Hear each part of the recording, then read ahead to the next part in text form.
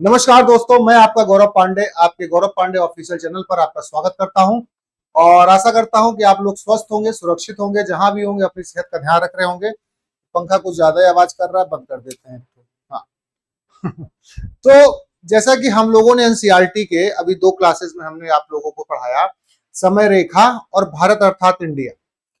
बात क्या है दोस्तों कि मैं दोनों एनसीईआरटी को पैरेलली लेके चल रहा हूं। जैसे क्या है कि एक एनसीईआरटी जो एनसीईआरटी की वेबसाइट से आ रही है उसको भी, और ये कंपटीशन लेवल की एक एनसीईआरटी है जिसको नाम है मेरा अतीत, जो कि जनरली हर जगह आपको मिलता है। पर मैं आपके बेस को क्लियर करने के साथ साथ मेरे अतीत पे आ रहा हूं। मेरा अतीत मतलब हमारा अतीत नामी है इसका। पहले पेज पर ले जाते 6-7 पेज है, कोई मतलब था नहीं। तो जनरली क्या है कि ये जो एनसीईआरटी है ये यहां से चालू करता है। पहला इसका जो टॉपिक है, क्या, कब, कहां और कैसे। क्या, कब, कहां और कैसे, मतलब क्या हुआ इसका, क्या, कब और कहां कैसे। किसी के भी जीवन में, ठीक है, कोई भी घटना है तो क्या घटना है, कैसे हुई, कब हुई और कहां हुई, उसी घटना को हम क्या नाम दे देते हैं, इतिहास। ये इस किताब में इंडिकेट किया गया है किसी लड़के को पर्टिकुलर और किसी लड़की को इंडिकेट करके पढ़ाया गया है कि किस तरह वो लड़की या लड़का जानने की कोशिश करता है अपने अतीत। जनरली क्लास 6 में हिस्ट्री की कोई किताब अलग नहीं होती है, वो सोशल साइंस एक सब्जेक्ट है जिसमें मर्ज रहता है। तो अभी 2 दिन हम लोग उसको पढ़े। अब आया कि ये टॉपिक की भाई एनसीईआरटी कंपटीशन के, इसको लेके चलते हैं। तो कब, कहां और कैसे की अगर हम बात करें, तो अगर हम आते हैं तो इस पुस्तक में क्या है, बहुत सारी बात है, उस बात से कोई मतलब नहीं है। पहला जो अध्याय आता है कि क्या, कब, कहां और कैसे। अब एक कोई लड़की है, स्टूडेंट है, इसका नाम है रसीदा। आप अपने आप को समझ लीजिए, भाई गौरव समझ लीजिए या सौरभ समझ लीजिए या मोहन समझ लीजिए कि एक मन में सवाल उठता है। क्या सवाल उठता है, ठीक, कि भाई ऐसे अखबार पढ़ रहे थे तो फिर अखबार में एक न्यूज आई कि 100 साल पहले की खुदाई में कुछ चीज पाई गई। न्यूज़पेपर है, पढ़ते हैं कि केवल किचन में बिछा देते हैं और दिवाली के टाइम में इस्तेमाल होता है। तो एक सवाल बनता है कि मतलब रसीदा के मन में आता है, या समझ लीजिए कि मेरे मन में आ रहा है, गौरव के मन में आता है, गौरव ऐसे अखबार पढ़ रहा है कि गौरव के मन में एक चीज आती है कि लगभग 1000 साल पहले एक जगह खुदाई हुई जहां 1000 साल पहले के सिक्के पाए गए। वाह, बड़ी अच्छी बात है। तुरंत मेरा मन क्या है ना, ईगरनेस हो गया, कॉन्सियस हो रहा है, जानने का इच्छुक हो रहा है। अरे यार, क्या ऐसी भी चीजें होती हैं। वही विचार यहां भी आता है कि हम कैसे जान सकते हैं कि पहले क्या हुआ था, क्या नहीं हुआ था। अब मुद्दा उठता है कैसे पता लगाएं। भाई अखबार में हमने न्यूज पढ़ी, हो सकता है कि हमको टीवी में भी वही न्यूज मिले, हो सकता है रेडियो में वही न्यूज मिले। आज की डेट में गूगल कर देंगे मोबाइल उठाकर, हमको वहां भी न्यूज मिल सकती है। तो हम पुरानी बातों को जानने के लिए आज की डेट में कई सारे स्रोत हैं, ठीक। हम खुदाई करने नहीं जाते हैं, या जहां पर खुदाई हुआ सिक्का मिला, आप ये समझिए कि मेरे सवाल है और मैं अपने सवाल का खुद ही जवाब दे रहा हूं, और मैं खुद ही पढ़ रहा हूं और खुद ही पढ़ा रहा हूं। मेरी बात समझ लीजिए। एनसीईआरटी होगी ये वाली, मेरा अतीत करके आती है, नहीं है तो आप जाइएगा गूगल पे डाउनलोड कर लीजिएगा, अपने पास रखे रहिएगा। तो आज की डेट में मान लीजिए कि न्यूज़पेपर में आया कि यहाँ खुदाई हो रही है, तो वहां हम जाके देखेंगे तो है नहीं कि क्या हो रहा है, जाएंगे तो है नहीं। तो हम न्यूज वगैरह देखते हैं और या तो गूगल वगैरह कर लेते हैं। तो वही बात ये पहले पैराग्राफ में कहता है कि यह जानने के लिए कल क्या हुआ था, भाई रेडियो सुन सकते हो, टेलीविजन देख सकते हो, अखबार पढ़ सकते हो। साथ ही यह जानने के लिए पिछले साल क्या हुआ था, अब तुम किसी भी ऐसे व्यक्ति से बात कर सकते हो। जैसे जब बाबा के पास हम लोग क्यों बैठते थे, या मैं ज्यादा इसलिए बैठता था क्योंकि बाबा से जब भी बात होती थी तो मैं बोलता था, बाबा ये बताइए आपने गांधी जी को देखा है। तो कहते थे हाँ हाँ आया था आनंद भवन में, आए थे। हम कहा नेहरू को, कहे हाँ अरे वो बड़ी बड़ी गड़ी है सावत रहा, देखा है। मतलब क्या है कि कोई व्यक्ति जो उस टाइम ड्यूरेशन को देखा हुआ है, कोई व्यक्ति जो उस टाइम ड्यूरेशन में जिया हुआ है, उससे भी आप उन बातों को जान सकते हैं कि उस समय क्या था और कैसे हो रहा था। ए बाबू यहाँ ध्यान दीजिए, समझिए, किताब में देखिए और हमको देखिए, इधर उधर मत देखिए। हाँ, अब अतीत के बारे में हम क्या जान सकते हैं? अतीत के बारे में हम बहुत कुछ जान सकते हैं, जैसे लोग क्या खाते थे, कैसे कपड़े पहनते थे, किस तरह घरों में रहते थे। ठीक, मतलब यहाँ सीधा सीधा ये कहना है कि हमारे जो पूर्वज थे, मतलब हमारा अतीत, वो कैसे रहते थे, क्या करते थे। तो जैसे कह रहा है कि हम आखेटक, आखेटक मतलब शिकारी, जनरली ये बात इंडिकेट कर रहा है वो पाषाण काल, और पाषाण काल में वो ज्यादातर इंडिकेट कर रहा है पूरा पाषाण काल और मध्य पाषाण काल। नवपाषाण काल में स्थायी निवास हो गया था। पशुपालक, भाई लोगों ने कुत्ता पालना स्टार्ट किया। कृषक, शासक, व्यापारी, पुरोहित, शिल्पकार, कलाकार, संगीतकार, या सभी के बारे में जानकारियां हासिल कर सकते हैं। उनके अपने अलग अलग स्रोत, रेडियो कार्बन डेटिंग है, ठीक है, औजार मिले हैं उस टाइम के, किताबें लिखी हुई पाई गई हैं, ठीक, महापुराणों की रचना हुई है, धार्मिक ग्रंथों की रचना हुई है। तो यहां पर यह कहना चाह रहा है कि मेरे मन में जो सवाल उठा कि क्या मैं 100 साल पहले की चीज जान सकता हूं, तो मैंने ये बात मेरे मन में उठी, तो मुझे किसी ने बताया कि क्यों नहीं जान सकते हो, सब कुछ जान सकते हो तुम। 100 साल क्या, तुम्हारे 1000 साल, 2000 साल, 4000 साल पहले के लोग क्या क्या करते थे, तुम उसके बारे में भी जान सकते हो। और यहां तक यही नहीं, हम यह भी पता कर सकते हैं कि उस समय बच्चे कौन सा खेल खेलते थे। नहीं समझ में आया? जैसे हड़प्पा सभ्यता में अगर आप जाएंगे तो आपको ऐसे शतरंज की तरह मिला हुआ है, जैसे शतरंज होता है, ब्लॉक ब्लॉक, वो पाया गया है। फिर उसके बाद छोटी छोटी गेंदें पाई गई हैं। तो इससे ये पता लगता है कि उस समय के लोगों का ये मनोरंजन का साधन था। किसे पता चल रहा है? गौरव को पता चल रहा है, क्योंकि यहाँ रसीदा को हटाकर गौरव को पुटअप कर रहा हूं। गौरव के उसी तरह आप भी अपने आप को पुटअप कर लीजिए एनसीईआरटी में, अच्छा समझ में आएगा। तो गौरव के मन में सवाल उठा और गौरव के मन के सवाल ऐसे धीरे धीरे सॉल्व होते जा रहे हैं। तो फिर नाटक या गीत गाते थे, जैसे क्या है कि लोकल लोकल संगीत होता है, जैसे रामलीला होता है सीधा सीधा भाषा में। तो भाई हम तो राम भगवान को नहीं देखे हैं भाई, हम तो कलयुग के हैं भाई, सतयुग द्वापर युग के तो है नहीं। लेकिन जब रामलीला होता है तो उसमें दिखाया जाता है कि किस तरह हमारे प्रभु श्री राम रावण का वध कर रहे हैं, किस तरह एक दुष्ट रावण सीता माता का अपहरण कर रहा है। तो उसी बात को ये कह रहा है कि लोग नाटक से या लोक गीतों से भी क्या है, आपको वो बातें बता सकते हैं, अर्थात मुझे वो बातें बता सकते हैं कि अतीत में क्या हुआ है। और एक बात और, जहां नहीं समझ में आएगा कमेंट कर दीजिएगा, मन में डाउट लेकर मत रहिएगा। जिंदगी में लिया हुआ डाउट सबसे बड़ा गुनाह होता है। छोटे छोटे डाउट को लाइफ में क्लियर करते चलिएगा। अब लोग कहां रहते थे भाई, सबसे बड़ा सवाल अब मेरे मन में ये सवाल आया कि भैया हम तो यार घर में रहते हैं, लेकिन हमारे अतीत के लोग कहां रहते होंगे। तब शोध किया मैंने किताबें खोली, सब कुछ पढ़ा, गूगल किया, तो हमें पता चला, ओ माय गॉड, नर्मदा नदी का पता लगाओ। अब मैप नीचे है, अभी उस पे आते हैं कि कई लाख वर्ष पहले से लोग इस नदी के तट पे रहते हैं। और ये सब सवाल आईएएस पीसीएस कोई भी एग्जाम हो पूछा जाता है, क्योंकि नर्मदा नदी के किनारे सबसे पहले क्या पाया गया था, मानव की खोपड़ी पाई गई थी। और ये मानव की जो खोपड़ी मिली थी, ये अरुण सोनकिया को मिली थी। मैं आपको बता रहा हूं, ये नहीं कि किताबें बांचूंगा, नहीं, किताब नहीं बांचूंगा, आपका कॉन्सेप्ट भी क्लियर करूंगा। अरुण सोनकिया को मिली थी नर्मदा नदी घाटी के किनारे मानव की खोपड़ी। और क्या मिला, हाँ, क्या मानव की खोपड़ी मिली थी। तो ये, लेकिन ये खोपड़ी क्या है, ये अलग थी आज की खोपड़ी के हिसाब से, खोपड़ा था। क्लियर? अब यहां रहने वाले आरंभिक लोगों में से कुछ लोग कुशल संग्राहक थे, जो आसपास के जंगलों में विशाल संपदा से परिचित थे। अपने भोजन के लिए वो जड़ों, फलों, या इसको सीधा ऐसे कह दीजिए कंदमूल फल, मतलब ये बात कर रहे हैं आदिमानव के समय।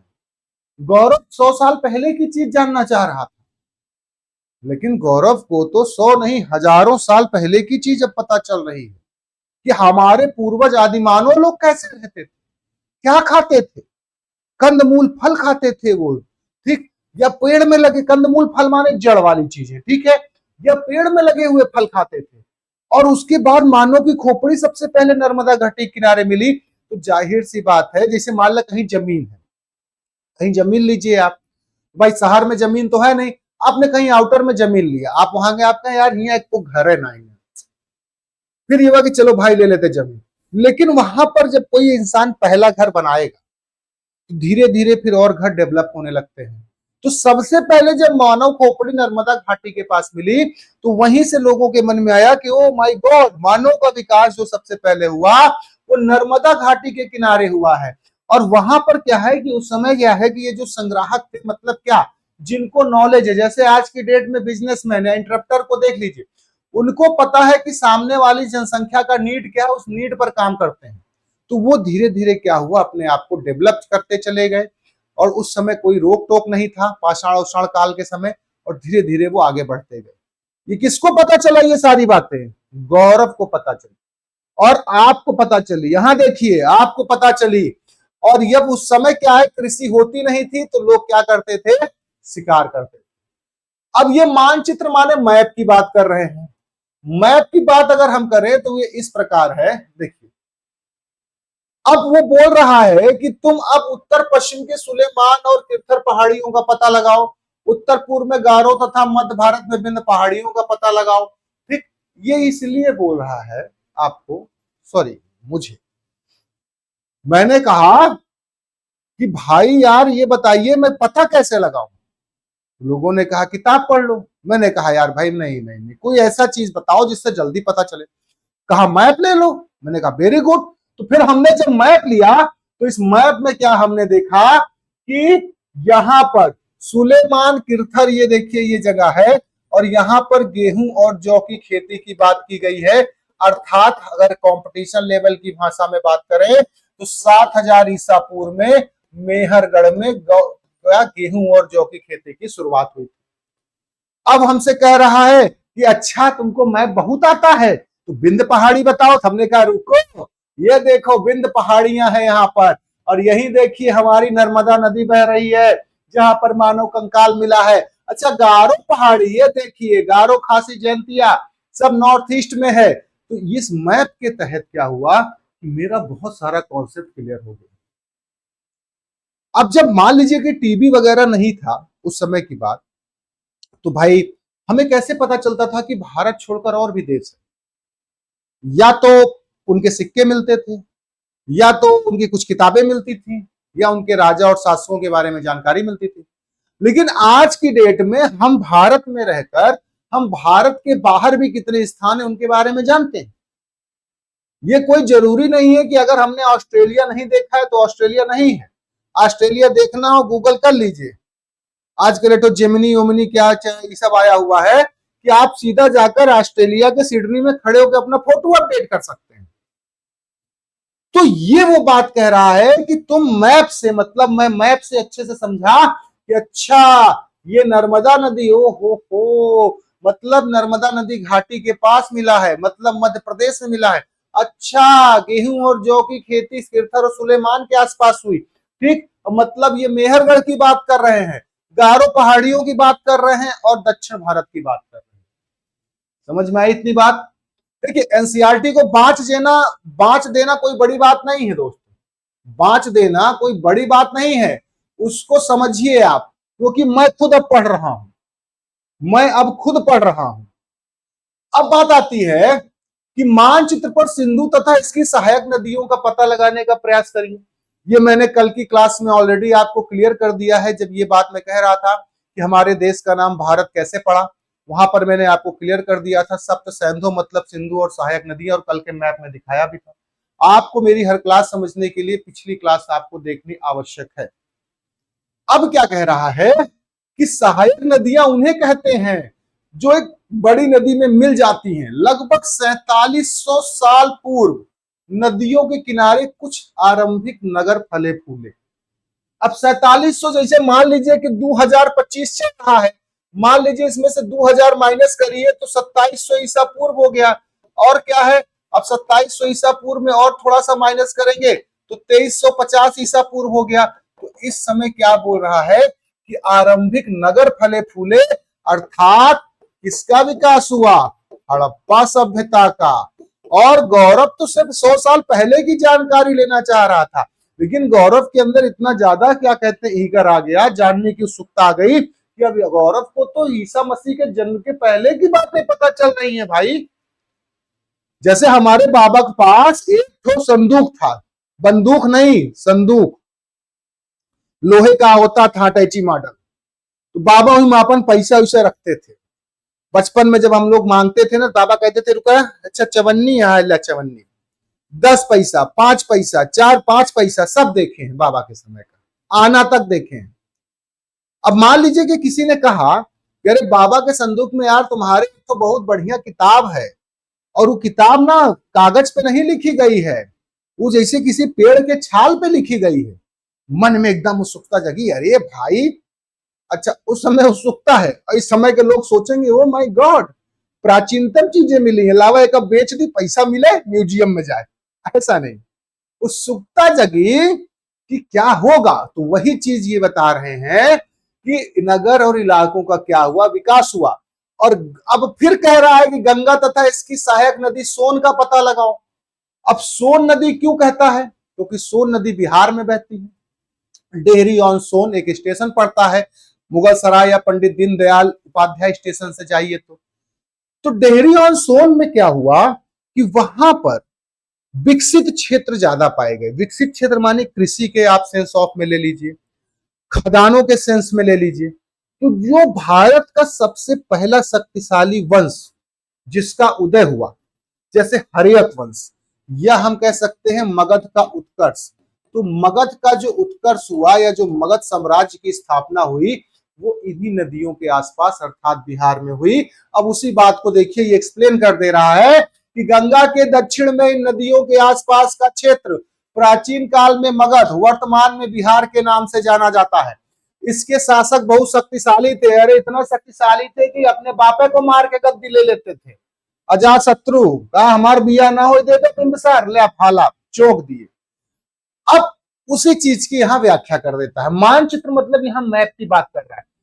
आप इसको देखकर समझ सकते हैं, लेकिन अगर आपके पास किताब है तो बहुत बढ़िया, नहीं है तो आप गूगल से डाउनलोड कर लीजिए, आपको फ्री में मिलेगी, कोई पैसा नहीं लगेगा। अब हुआ क्या, फिर ये हुआ कि मैंने कहा ये बात तो ठीक है, मुझे ये पता चल गया कि हमारे देश में, हमारे शहर में कैसे लोग रहते थे, क्या करते थे, क्या नहीं करते थे। लेकिन ये बताइए, अब मैं ये सवाल खुद के मन से कर रहा हूं, मतलब मैं आपसे पूछ रहा हूं कि ये बताइए कि हमारा संबंध विदेशों के साथ था, ये कैसे पता चलेगा? भाई सिकंदर आया, साइरस आया, डेमेट्रियस आया, ये हमें कैसे पता चलेगा? ओ वेरी गुड क्वेश्चन, उठा ना मन में सवाल, वेरी गुड क्वेश्चन। तो अब समझिए मेरी बात।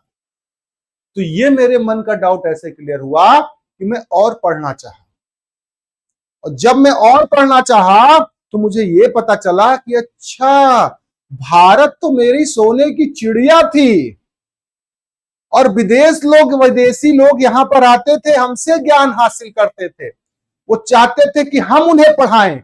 तो विदेशी यात्री और राजा लोग हमें लूटने के लिए आने लगे। इसकी जानकारी हमें मिलने लगी, किससे मिलने लगी? चाहे नेट ले लीजिए, गूगल ले लीजिए, चाहे आप किताब ले लीजिए। तो उसी बात को इसने मेंशन किया है कि लोगों ने सदैव उपमहाद्वीप के एक हिस्से से दूसरे हिस्से तक यात्रा की। कहने का मतलब क्या है कि जैसे यूनानी है, मतलब यूरोप के, तो ये भारत आए हैं। ठीक, इसी को रेशम मार्ग भी कहा जाएगा कुषाण वंश में, या सिल्क रूट कहा जाता था। जब कभी कभी हिमालय जैसे ऊंचे पर्वतों, पहाड़ियों, रेगिस्तान, नदियों तथा समुद्रों के कारण यात्रा जोखिम भरी थी, फिर भी ये यात्रा उनके लिए संभव नहीं थी, क्योंकि जब आप कुछ चाह लेंगे तो ऊंची ऊंची पहाड़ हो, गहरी गहरी खाई हो, आप पार कर लेंगे। तो यह कहना यह चाह रहा है कि आज की डेट में क्या है कि अगर हम घूमने जाते हैं हिमालय पर्वत पे, हल्का सा बर्फ पड़ता है तो कहते हैं बाप रे बहुत जगह है। लेकिन पहले के लोग जो जानने के इच्छुक होते थे कि उस देश में इतनी संप्रभुता क्यों है, वो देश इतना डेवलप क्यों है, तो वो आने के लिए ऊंचे ऊंचे पहाड़ों को पार करके आते थे, नदियों को पार करके आते थे। सोचिए, वास्को डिगामा 1497 में पुर्तगाल से निकला, 98 में भारत पहुंचा। तो वही बात कह रहा है कि कभी लोग काम की तलाश में, तो कभी प्राकृतिक आपदाओं के कारण एक स्थान से दूसरे स्थान जाया करते थे। उनके यहाँ मसाले नहीं होते थे तो हमारे यहाँ से आके मसाला लेते थे, हमारे के यहाँ आते थे तो उनको अच्छा लगता था, कहते थे ओ माय गॉड क्या देश है, हम तो यहीं बस जाएंगे। तो ये बात है। और कभी कभी सेनाएं दूसरे क्षेत्रों पर विजय हासिल करने के लिए, जैसे क्या है बताए थे, अरे भैया हम ना पहचान बंगाल तक है। पहचान बंगाल तक कैसे है? हवा में तो होगा नहीं, बंगाल में रहे हैं, पढ़ाई लिखाई की है, इसलिए है। तो उसी तरह राजा महाराजा भी क्या है, दूसरे देशों को जीतते थे उस टाइम, और कहते थे कि मेरा साम्राज्य यूनान से लेकर भारत तक है। खैर कोई जीत नहीं पाया, एग्जाम्पल आपको समझा रहा। अब मेरे मन में उत्सुकता जगी, हो माय गॉड मैं भी जीत सकता हूं, आई कैन ऑल्सो विन। फिर क्या हुआ कि फिर मेरे मन में आया कि रुक जाओ, कभी कभी इनके अतिरिक्त व्यापारी काफिलों में, कभी जहाजों में अपने साथ मूल्यवान वस्तु लेकर एक स्थान से दूसरे स्थान जाते रहते थे। धार्मिक गुरु लोगों को शिक्षा और सलाह देते हुए गांव से दूसरे गांव, एक कस्बे से दूसरे कस्बे जाया करते थे। कहने का मतलब क्या है कि भारत में जब आते थे, अगर हम विदेशियों की बात करें तो भारत से मसाला वगैरह, मसाला हो गया, हीरा मोती हो गया, लेके जाते थे। तो ये मूल्यवान वस्तु है। और जैसे बौद्ध धर्म का प्रचार हुआ, जैन धर्म का प्रचार हुआ, तो ये लोग एक गांव से दूसरे गांव जाकर प्रचार करते थे। जैसे जब चुनाव का माहौल होता है, खैर इसको चुनाव से नहीं मेंशन कर रहे, तो जैसे गांव होता, कहते ए भैया अब की हमहिन का वोट देखा, अरे चाची ना दिखाती है, चाची गोड़वा फाट पड़ा था, और चुनाव होने के बाद नहीं दिखते हैं। ठीक, तो उसी तरह क्या है कि ये लोग भी क्या करते थे, अपनी प्रसिद्धि बनाने के लिए, ठीक, लोगों के सामने आने के लिए एक जगह से दूसरे जगह जाते थे, चाहे वो आक्रमण के पर्पस में आप ले लीजिए, चाहे वो ज्ञान के प्रसार के पर्पस में ले लीजिए, चाहे वो मार्केट करने के पर्पस में ले लीजिए, वो कोई भी सेंस में आप ले लीजिए। अब हुआ क्या, मेरे मन में यह सवाल आया कि भाई पहले के लोग जो यात्रा करते थे उनसे एक दूसरे के आचार विचार मिलते थे, लेकिन आज के लोग यात्रा क्यों करते हैं? अब आज के लोग यात्रा इसलिए करते हैं ताकि रील बना सके या एडवेंचर जगह की जानकारी ले सके। जैसे मैं घूमना मुझे बहुत पसंद है, परंतु मैं 1.5 साल से कहीं घूमने नहीं जा पाया। भारत में शायद ही कुछ स्थान बचे हों कि जहां मैं नहीं गया हूं।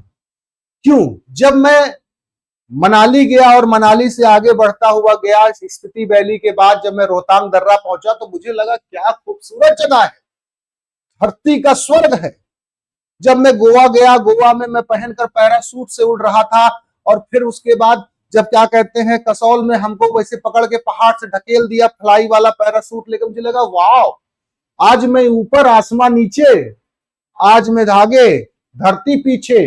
तो आज के लोग जो घूमने के लिए यात्रा करते हैं, वो अपने सुविधा अनुसार चीजों को देखना चाहते हैं, चीजों को पहचानना चाहते हैं, और वो ये जानना चाहते हैं कि अच्छा यहां से भी लोग आए थे। जैसे आप घूमने जाइए जलियांवाला बाग हत्याकांड, तो वहां पे लिखा है कि यहाँ पर ये घटना हुई, तो जानकारी लेने वाले जानकारी के हिसाब से घूमने जाते हैं, और मनोरंजन करने वाले मनोरंजन के हिसाब जाते हैं, और रील बनाने वाले है रील बनाने के हिसाब से जाते हैं।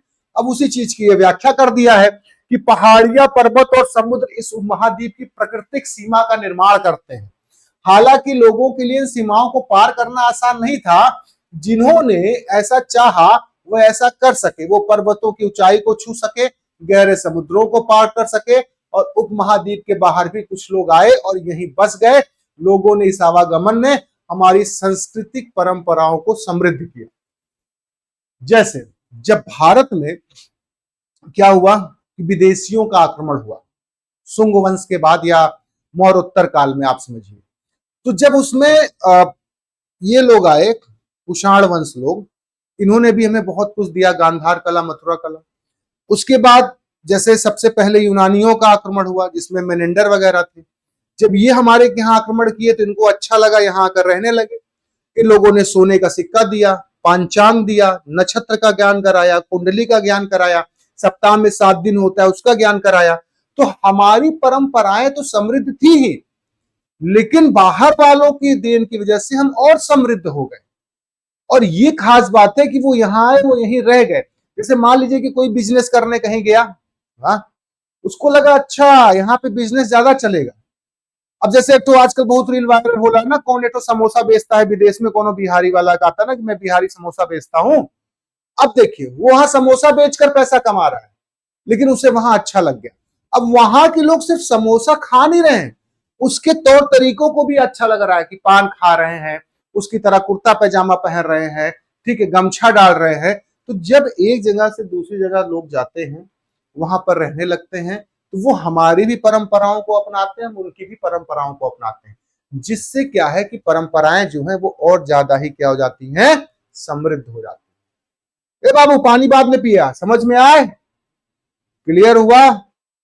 ये नहीं है कि आप सब लगा होगा ना, अरे एनसीईआरटी, अरे वही सर पढ़ के वही बता देंगे, ना ना ना, हम कैसे लेकर चल रहे हैं एनसीईआरटी आप समझिए, और वाकई में पढ़ने वाले बच्चे समझ रहे होंगे। और क्लास को एकदम बढ़िया से देखते रहिए, शेयर करते रहिएगा। अब आते हैं इस पर, ठीक, कई सौ वर्ष लोग पत्थर को तराशने, मतलब पाषाण काल, संगीत रचने, यहाँ तक कि भोजन बनाने के नए नए तरीकों के बारे में एक दूसरे के विचारों को अपनाते रहे। जैसे पहले के जो भाई लोग थे वो खाना, अब जैसे दाल चावल चोखा, भाई जैसे मान लीजिए कि हम प्रयागराज में दाल चावल चोखा फेमस है, खाए नटई तक सो गए, फिर लगा नहीं अरे मोमो भी होता है कुछ, मोमो कौन जानता था भाई, गांव वालों को मोमो पूछो तो कहते थे कि का मुहैया चिड़िया है, बोलते हैं मुहैया चिड़िया कहते थे। तो मोमो कैसे आया? जब शहर के लोग लॉकडाउन में गए, वहां मोमो बनाने लगे, ये भी लोग उससे भी परिचित होने लगे, घर घर में मोमो बनने लगा, चाउमीन। तो मतलब जब दूसरे संस्कृति के लोग आए, दूसरी जगह के लोग आए, तो उनसे हमने उनकी संस्कृति के साथ साथ उनसे खान पान का भी क्या किया, आदान प्रदान किया। वही बात ये कहता है कि एक दूसरे के विचारों को, ठीक है, क्या करते थे, अपनाते थे। अब ये कह रहा है देश का नाम कैसे पड़ा, इसके बारे में मैंने कल एक बृहद क्लास लिया था, और विष्णु पुराण का एक श्लोक आपको मैंने उसमें बताया था, एक लाइन मैंने बताई थी। तो हमारे देश का नाम भारत कैसे पड़ा, ये मैंने कल की क्लास में एकदम कॉन्सेप्ट क्लियर कर दिया है, जिसमें आपको कभी दिक्कत ना हो। तो इस पॉइंट को हमारे लिए पढ़ने की कोई आवश्यकता भी नहीं है, कल की क्लास आप देख लीजिएगा। अब आता है कि ताम्र पत्रों से बनी पांडुलिपि का एक पृष्ठ। अच्छा, जैसे एक बात होती है, कॉपी लिए, कॉपी में आपने नोट्स बनाया, ठीक, तो आज की डेट में वो आपने संभाल के रख दिया, आगे भी इस्तेमाल हो रहा है। तो पहले के लोग क्या थे कि जब भी भाई कागज का आविष्कार अभी उतना हुआ नहीं था, तो लोग पेड़ की छालों पे लिखते थे, ठीक, ताम्र पत्रों पे, तांबे पर लिखवाते थे। जैसे ये अभी दिवाली में धनतेरस आ रहा है, आप देखेंगे लोग थाली उली खरीद के लाएंगे, तो थाली में डिजाइन किया रहेगा, गुदा गुदा गुदा गुदा, फूल पत्ती, लक्ष्मी माता गणेश भगवान बने रहेंगे। तो उसी तरह पहले के लोगों ने अपनी बातों की व्याख्या जो की, वो ताम्र पत्रों में, ठीक है, और किताब के लिए बनने के लिए ताड़ के पत्तों को काटकर किया। अब जैसे आजकल बहुत आता है, क्या आजकल एड में आता है ना कि ओम कृष्ण वासुदेवाय नमः, ऐसे आप, ऐसे मोटा सा रहता है, मेरे पास है नहीं, मुझे खरीदना था, भूल गया आपको समझाने के लिए। फिर उसको ऐसे खोलते हैं जैसे बजरंग बली, ठीक, तो क्या होता है बजरंग बली का जय हनुमान, जैसे जय हनुमान ज्ञान गुण सागर एक पे, फिर दूसरे वाले पे, अरे यार इस प्रकार का रहता है दोस्तों, टंगना रहता है, ऐसे ऐसे, ऐसे ऐसे नहीं रहता है, उस पे मंत्र लिखे रहते हैं। तो इसी तरह पहले क्या था, लोग इसी तरह पेड़ों की छाल पर और ताम्र पत्रों पर लिखते थे, और उसको ऐसे मोड़कर रख लेते थे। मतलब अतीत की जानकारी हम कई तरह से प्राप्त कर सकते हैं, इनमें से एक तरीका है अतीत में लिखी गई पुस्तकों को ढूंढना और पढ़ना। जैसे अभी हमने बाबा वाला एग्जाम्पल बताया, ये पुस्तकें हाथ से लिखी होने के कारण पांडुलिपि कही जाती है। अंग्रेजी में पांडुलिपि के लिए प्रयुक्त होने वाला मैन्यूस्क्रिप्ट शब्द लैटिन शब्द में मेन्यू है, जिसका अर्थ हाथ होता है, ठीक, मेनू, मेन्यू नहीं खाने वाला, ठीक है, मतलब हाथ से लिखा गया है, इसीलिए। अब आप कहेंगे सर हर किताबें तो हाथ से लिखी जाती हैं, नहीं, आज की डेट में टाइप भी होता है, उस समय टाइपिंग का जमाना नहीं था, क्योंकि जब पुर्तगालियों का आक्रमण हुआ तब जाकर प्रिंटिंग प्रेस की शुरुआत हुई। समझ रहे हैं, समझ रहे हैं, चाय पी रहे हैं, समझिए। अब सबसे खास बात क्या था प्राचीन में, कि ये पांडुलिपियां प्रायः ताड़ पत्रों, याद रखिएगा, अथवा हिमालय क्षेत्र में उगने वाले बुर्ज नामक पेड़ की छाल से विशेष तरीके से तैयार होती थी। देखिए हमने कहा ना पेड़ का छाल, अब उसमें भी स्पेशली पेड़ का छाल कौन सा है? बुर्ज नामक, ठीक, भुर्ज नामक जो पेड़ है उसकी छाल पे। अब अगर यार नोट बनाने का कागज सेम रहेगा तो लोग घर में नोट छापते रहेंगे, वैसे फर्जी वाला वेब सीरीज है। तो हर चीज तो भाई पर्टिकुलर होती नहीं है हर छाल।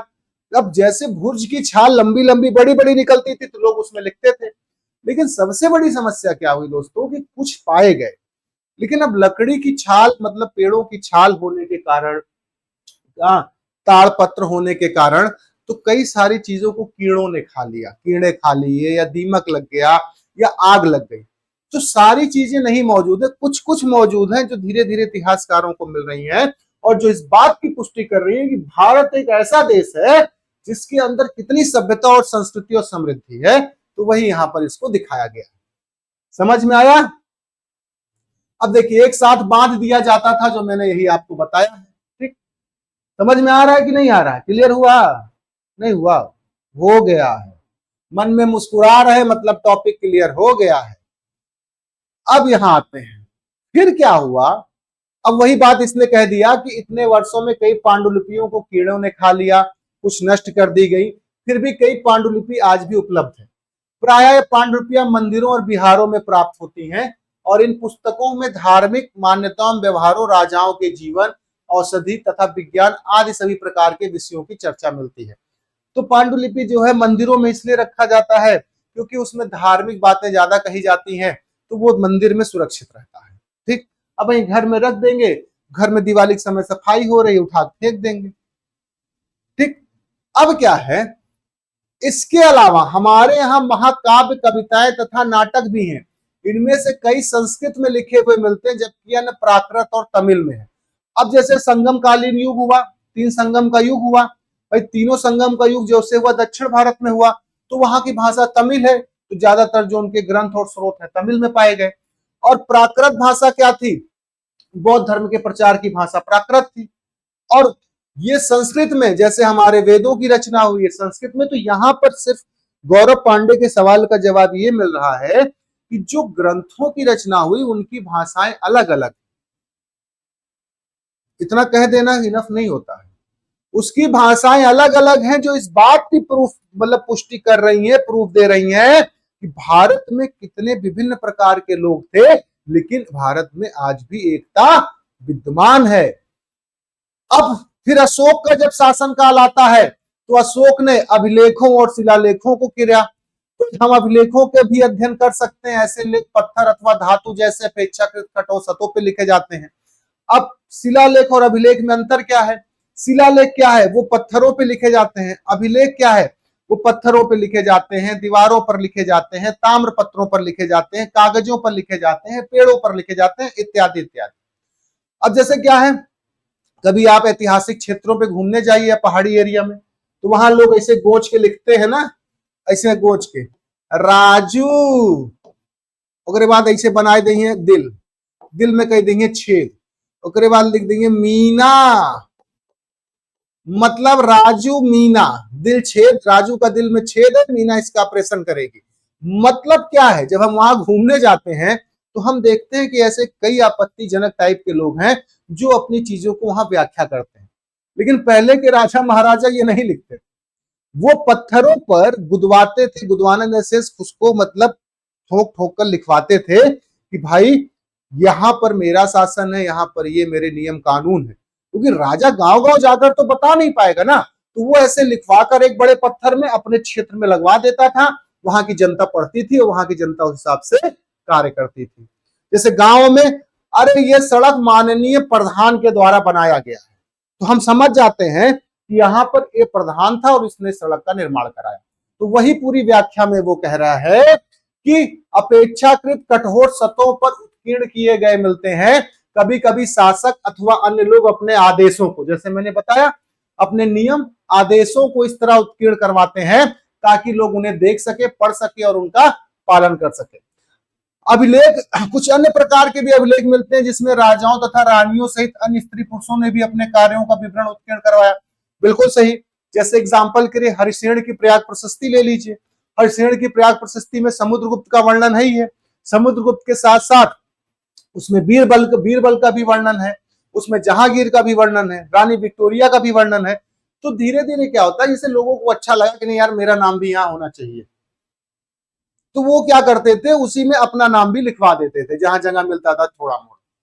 होता है ना कि जैसे मेरा नाम यहां भी होना चाहिए। जैसे फोटो खिंचाते हैं हम लोग, जैसे ग्रुप में फोटो लेते हैं तो उसमें होता है ना, अरे हम एकदम सामने आएंगे। तो उसी तरह ये बात बता रहा है कि कई सारे अभिलेख ऐसे हैं जिसमें स्त्री पुरुष राजा रानी और लोगों का वर्णन होता है। अब फिर क्या है कि फिर हमसे रसीदा एक बात पूछ रही है, क्या तुम बता सकती हो, सॉरी मैं सकता हूं, क्या तुम बता सकती हो कि कठोर सतह पर लेख लिखवाने के क्या लाभ, ऐसे करवाने में क्या क्या कठिनाइयां हैं। भाई जाहिर सी बात है, मेरे मन में आया कि पत्थरों पर लिखवाने के क्या लाभ हैं। मान लिया कि आज की डेट में कोई लिखवाए तो आदमी अगर पत्थर पत्थर छोड़ा 4 टाइल्स घर एक बहरे रख दे तो मने ले जाकर अपने घर में लगा लेते हैं। टाइल्स लगवाने में कितनी कठिनाइयां हैं। तो यहां पर है कि लेख लिखवाने में क्या क्या कठिनाई है ही है। आज की डेट में लोग अपना नाम पत्थरों पर ग्रेनाइट पे लिखवा के लगाते हैं, आज इतना डेवलप हो गया। उस समय उस तरह के औजारों का डेवलपमेंट करना पड़ता था। तो इसकी और उसके बाद कठिनाई क्या आती थी, कठिनाई ये आती थी कि जैसे बड़े बड़े खूब शिलालेख हैं उस पे हमने लिखवाए, अब वो शिलालेख एक आदमी उठा के तो नहीं ले जा पाएगा, उस शिलालेख को ले जाना वहां लगाना। तो यही यही इसके सवाल का जवाब है रसीदा का, अर्थात गौरव का। इसके अतिरिक्त कई अन्य वस्तुएं अतीत में बनी और प्रयोग में लाई जाती हैं। ऐसे वस्तुओं का अध्ययन करने वाला व्यक्ति पुरातात्विकविद कहलाता है। पत्थर और ईंटों से बनी इमारतों के अवशेषों की और चित्रों की मूर्तियां, ये हमने फर्स्ट क्लास में आपको क्लियर कर दिया कि इतिहास का अध्ययन करने वाले कई सारे वैज्ञानिक होते हैं। उन वैज्ञानिकों का मैंने कैटेगराइज करके आपको फर्स्ट क्लास में बता दिया। इसीलिए ये भी एनसीईआरटी और वो भी एनसीईआरटी में दोनों पैरेलली लेके चल रहा हूं आपको, कि वहां से भी कुछ बेस क्लियर हो और यहाँ से कंपटीशन आपका क्लियर हो। कंपटीशन के लिए दोनों है, लेकिन ये मेरा अतीत थोड़ा एक अच्छे डेवलप में किया गया है। अब आते हैं अगली चीज, इसको ऐसे क्या है, यहाँ पर क्या है, ये सवाल है कि लगभग 2250 वर्ष पुराना यह अभिलेख वर्तमान अफगानिस्तान में मिला है, कांधार से। ये जनरली अशोक का है, ठीक है। शेरेकूना जो है उसका, शेरेकूना जो उसका शिलालेख अभिलेख है अशोक का, वो कहाँ मिला है, अफगानिस्तान में। तो उसी के बारे में, और ये ईरानी अरमाइकी लिपि में है। हमने क्लास में पढ़ाया होगा, आगे पढ़ाएंगे। तो इसमें 2 भाषाओं का मिश्रण है, यूनानी और अरमाइकी लिपि का भाषाओं में, वही बात कह रहा है। अगला बात यहां पर आता है, बाएं एक प्राचीन नगर से प्राप्त पात्र है। इस तरह के पात्रों का प्रयोग 4700 वर्ष पूर्व होता था। दाएं एक पुराना चांदी का सिक्का है। इस तरह के सिक्कों का प्रयोग लगभग 2500 वर्ष पूर्व होता था। हमारे द्वारा आज प्रयोग में आने वाले सिक्कों से यह सिक्का कैसे भिन्न है, ऐसे भिन्न है। क्योंकि अब गौरव को लगा कैसे भिन्न है, भाई गौरव के लिए सवाल आ गया, तो बिना जवाब के गौरव तो चैन से बैठेगा नहीं। तो जो चांदी के सिक्के की शुरुआत हुई, जैसे वो बौद्ध काल में हुआ आहत मुद्रा सबसे पहले। क्या हुआ, क्यों भिन्न है, क्योंकि आहत मुद्रा, आहत मुद्रा मतलब, आहत मतलब होता है चोट लगना। तो इस समय के जो मुद्राएं होती थी वो पीट पीट कर बनाई जाती थी, तो भाई अलग है। जैसे आज की डेट, अभी जैसे 50 पैसा आप देखे होंगे, तो 50 पैसा अलग डिजाइन में है, 1 रुपया अलग डिजाइन में है, 5 रुपया अलग डिजाइन में है, 10 रुपया अलग डिजाइन में है, 20 रुपया अलग डिजाइन में है। तो आज की डेट से पिछले के सिक्कों से भिन्न तो है ही है, लेकिन इस समय क्या है कि उतनी ज्यादा टकसाल प्रणाली नहीं डेवलप थी, तो लोग क्या करते थे, आहत मुद्रा बनाते थे। इस तरह ये भाई भिन्न हो गया। अब तथा सिक्कों की प्राप्ति के लिए छानबीन तथा खुदाई भी करते हैं। इनमें से कुछ वस्तुएं पत्थर, पक्की मिट्टी तथा कुछ धातु की बनी हो सकती हैं। ऐसे तत्व कठोर जल्दी नष्ट नहीं होते हैं। जैसे हड़प्पा सभ्यता ले लीजिए, 2350 ईसा पूर्व, मतलब आज से 4.5 साल पहले, 4,500 साल पहले की बात, नहीं खराब हुआ। यहाँ प्याज रख दीजिए, आलू रख दीजिए, 1 हफ्ता में सड़ जाता है।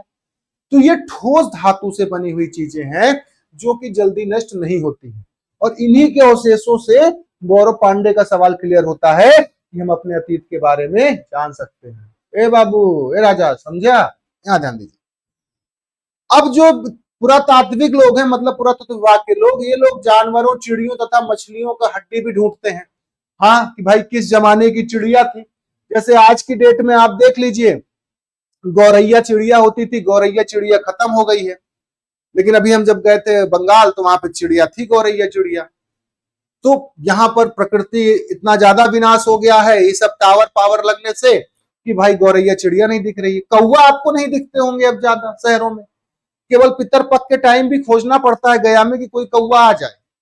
तो अब आने वाली पीढ़ी जनरेशन 50 साल 60 साल बाद वाली हो सकता है गौरैया नाम ही न जाने या किताब से हटा दिया जाए गौरैया। अरे गौरैया चिड़िया का नाम बता रहे हैं, हमारा नाम गौरव है, हमको गौरैया नहीं कह रहे हैं। तो इतिहासकार जो हैं वो यही अध्ययन करते हैं कि अच्छा इस प्रकार की चिड़िया इतने साल हजार साल पुरानी है, अच्छा इसकी हड्डी इतने हजार साल पुरानी, मतलब इतना पुराने से चिड़िया रह रही है जैसे डायनासोर। सेम वही बात यहां एक्सप्लेन करता है। वनस्पतियों के अवशेष बहुत मुश्किल से बच पाते हैं यदि अन्न के दाने जैसे हड़प्पा सभ्यता से धान और धान की भूसी पाई गई है, गेहूं पाए गए हैं, तो वो उस बात को कह रहा है। क्या पूरा तात्विक को बहुधा कपड़ों के अवशेष मिले होंगे? अब पता नहीं भाई, इसको आप बताइए। ठीक, पांडुलिपियों, अभिलेखों तथा पुरातत्व के ज्ञात जानकारियों के लिए इतिहासकार प्राय स्रोत शब्द का प्रयोग करते हैं, मतलब इतिहास जानने का स्रोत।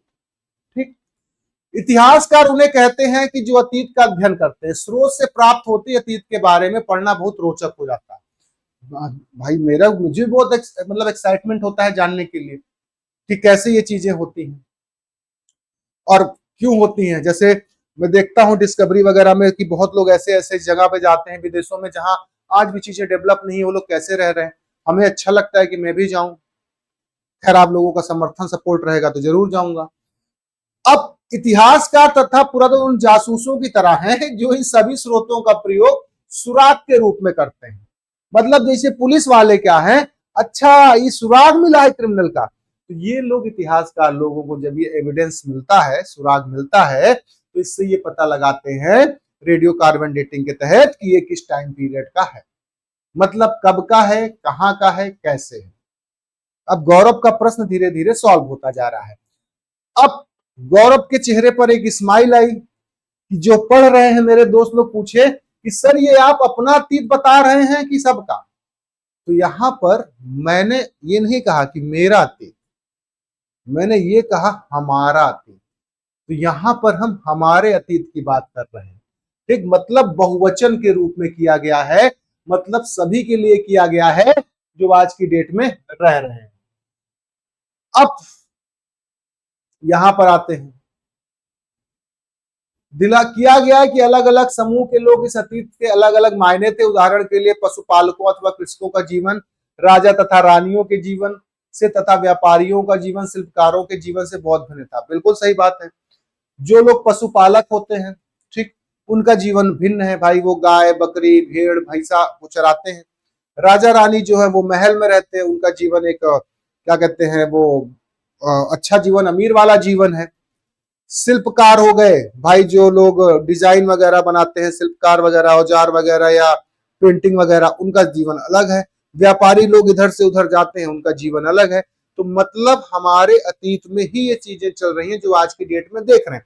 जैसे मैं टीचर हूं, मेरा जीवन अलग है, कोई बिजनेसमैन है उसका जीवन अलग है, कोई दुकान खोला है उसका जीवन अलग है, कोई पेंटिंग कर रहा है उसका जीवन अलग है। तो वही बात ये कहता है कि भिन्न था। और हम देख सकते हैं कि उस समय भी देश के अलग अलग हिस्सों के लोग अलग अलग व्यवहारों और रीति रिवाजों का पालन करते थे।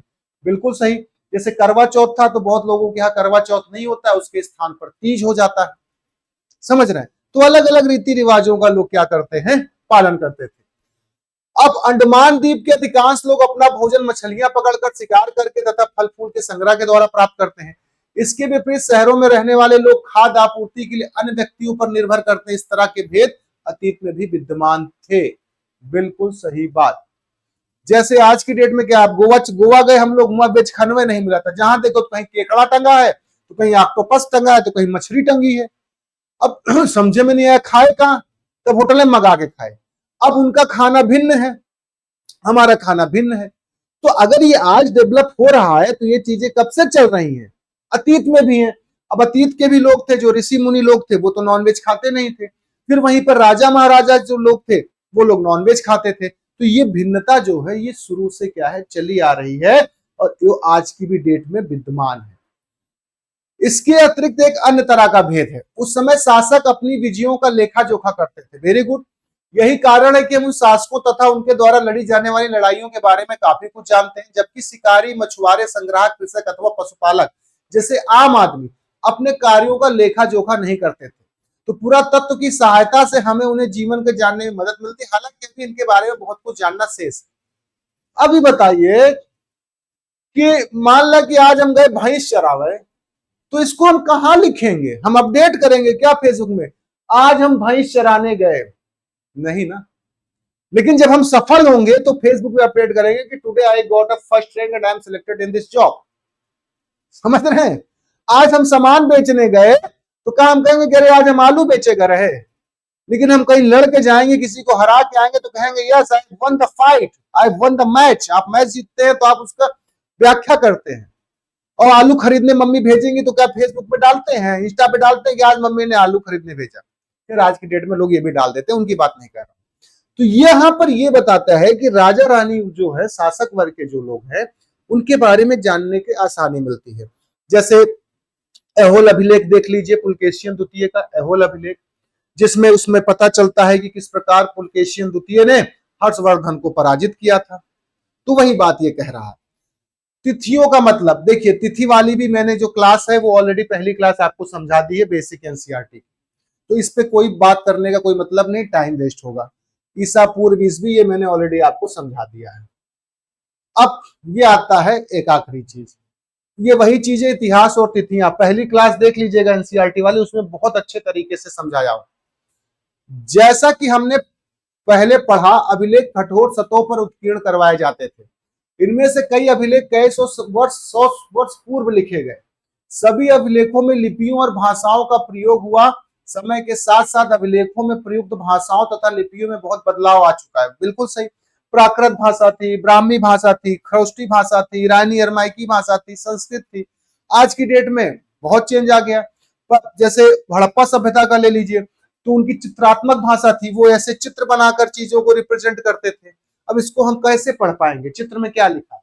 मान लीजिए कि आपने अपने किसी पर्सनल को मैसेज किया, तो वो समझ जाएगी, ये समझ जाएगा, ओ माय गॉड आज बहुत खुश है मेरा जान। लेकिन अब वही मान लीजिए कि हमको मैसेज आया, हम कैसे समझ पाएंगे? अननोन आदमी को आप ऐसे करके मैसेज कर दीजिए, कहेगा क्या अंगूठा दिखा के चिढ़ा रहे हो क्या भाई?